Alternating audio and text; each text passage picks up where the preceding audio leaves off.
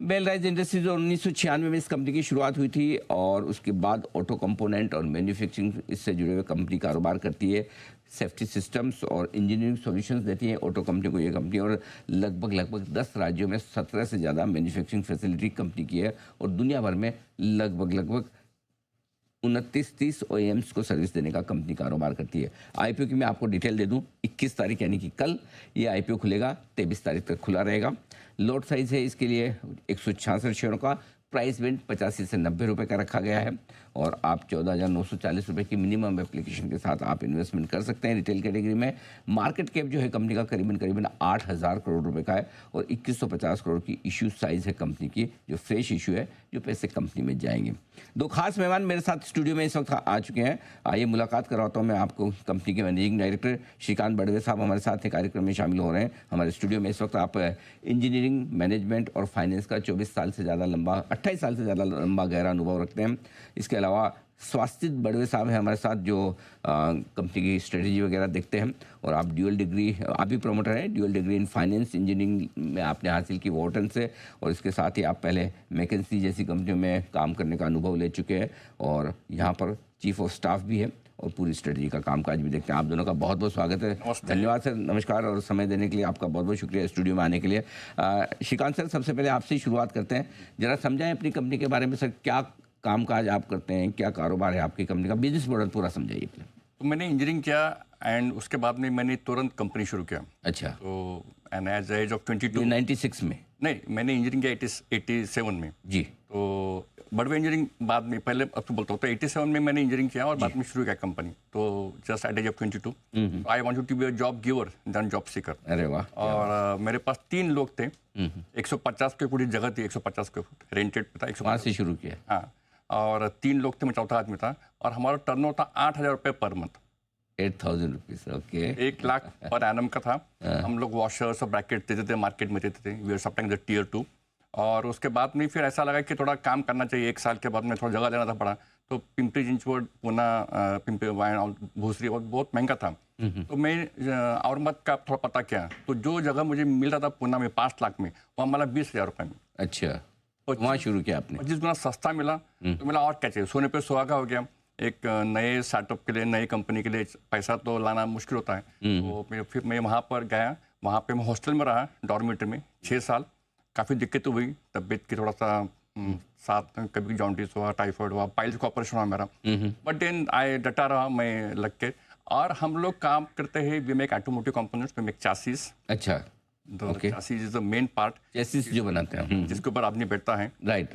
We make chassis for 2 wheeler, 3 wheeler, 4 wheeler. अच्छा, तीनों तरह के आपके? ओके। सो मेजर प्रोडक्ट आपका चैसिस बनाने का है? चैसिस जो है वो बनाते हैं, और उसमें कैसा है कि हमारे लिए प्लस पॉइंट ऐसा है कि वो ईवी के लिए भी लगता है। ऐसा नहीं कि ईवी के लिए उसको रिस्क नहीं। अच्छा, it is a common part. तो कोई भी हो, ईवी हो या नॉर्मल हो के लगेगा, तो आपको वो भी डर नहीं कि ईवी आ रहा है तो हमारा बिजनेस कम ज़्यादा होगा, बराबर। अच्छा, लेकिन मतलब ये आप हिंदुस्तान में सारी कंपनियों को सप्लाई कर रहे हैं, एक्सपोर्ट भी कर रहे हैं? हाँ, हम लोग को, हमारा एक्सपोर्ट बोलते हो, हम लोग एक्सपोर्ट करते हैं कुछ हमारे कस्टमर्स को, और हमारे OEM जो हैं वो भी एक्सपोर्ट करते हैं। तो it is a deemed export.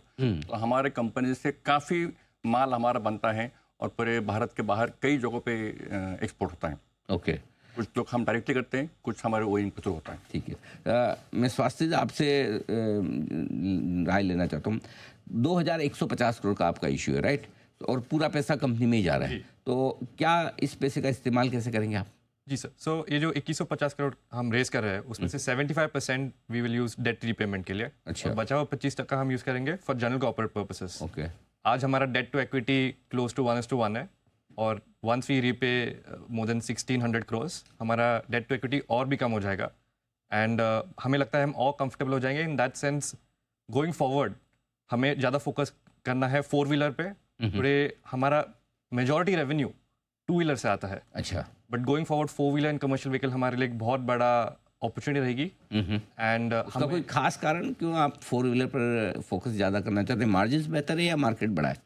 Sir, दोनों। सो मार्केट भी ज़्यादा बड़ा है। अगर आप 2 व्हीलर मेटल कंपोनेंट देखोगे और 4 व्हीलर मेटल कंपोनेंट देखोगे, तो 4 wheeler metal component 3 times the size of 2 wheeler metal component. और जो मार्जिन भी है उधर काफ़ी अच्छे है।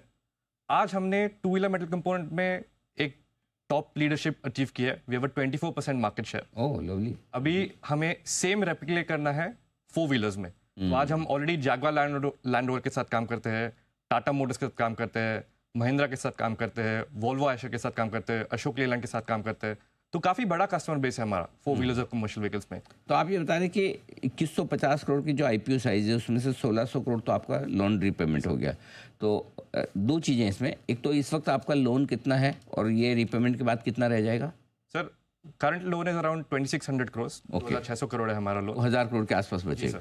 और एक और चीज़ है कि बाकी बचा हुआ पैसा कहाँ इस्तेमाल होगा? कुछ एक्सपेंशन भी कर रहे हैं आप? सर हम एक्सपेंशन भी कर रहे हैं। तो हमारे 3 फैसिलिटी आ रहे हैं, एक चेन्नई में, एक भिवाड़ी में राजस्थान में और एक पुणे में। ओके। तो ये तीनों फैसिलिटी इस फिस्कल ईयर के पहले हाफ में शुरू हो जाएंगे। तो हम जनरल कॉर्पोरेट पर्पस मल्टीपल जगह यूज़ करेंगे, थोड़ा एक्सपेंशन के लिए यूज़ करेंगे और बाकी पर्पसेस जैसे R&D, मार्केटिंग, उस सब के लिए भी यूज़ करेंगे। ओके। श्रीकांत सर, आपके 10 राज्यों में 17 से ज़्यादा प्लांट्स है, राइट?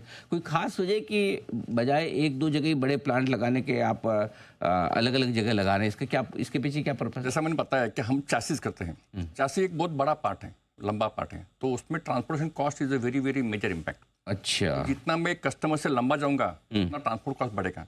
ट्रांसपोर्ट कॉस्ट ना मुझे बेनिफिट है ना मेरे कस्टमर को benefit, is a national loss in way activity. Correct. तो इसके लिए हमको we have to be new to the our OEM इन 2-3-5 किलोमीटर्स, ताकि ट्रांसपोर्टेशन कॉस्ट कम से कम रहे, जस्ट इन टाइम डिलीवर हो जाए। और communication is very very important, because nowadays as per latest market trends inventory is a waste. Inventory कम से कम रखना जरूरी है। करेक्ट। तो जितना लंबा नजदीक रहे हम उतना इजी होता है माल भेजने के लिए और गाड़ी आने के लिए। और फोकस अभी आपका कहाँ है? क्या डोमेस्टिक मार्केट ही आपको ज़्यादा बढ़िया दिखते हैं या फिर ग्लोबल मार्केट एक्सपोर्ट के लिहाज से जहाँ मार्जिन्स बेहतर हो के, कहाँ आपका फोकस और कितना रेवेन्यू आपका लोकल मार्केट से आता है, कितना इंटरनेशनल मार्केट से? अभी तक हमने ज़्यादा एक्सपोर्ट के ऊपर फोकस नहीं किया था। ओके। और भारत एक इकोनॉमी ऐसी है जो बढ़ती जा रही है। तो हम 10वें पायदान पे थे, हम अभी ऊपर जाते जा रहे हैं एंड वी आर। तो भारत में अंदर भी बहुत बड़ा डिमांड है, बहुत बड़ा ग्रोथ पोटेंशियल है। Correct. At the same time हमने अप टिल नाउ ज़्यादा फोकस नहीं किया था एक्सपोर्ट के ऊपर। Our strategy was not on too much on exports. हम एक्सपोर्ट करते हैं जवाहर लैंड रोवर को, अभी हम उसके ऊपर बाकी भी और कुछ कस्टमर्स हैं, बट अभी हम एक्सपोर्ट के ऊपर काम करेंगे and we like to grow and domestic front also and exports also. Okay, ठीक बात है। एक और चीज़ जो फाइनेंशियल से रिलेटेड पिछले 3 साल की जो मैं ग्रोथ देख रहा था स्वास्थ्य जी, वो काफ़ी इंप्रेसिव रही है। मार्जिन्स भी आपके ठीक हैं, प्रॉफिटेबल भी आप हैं।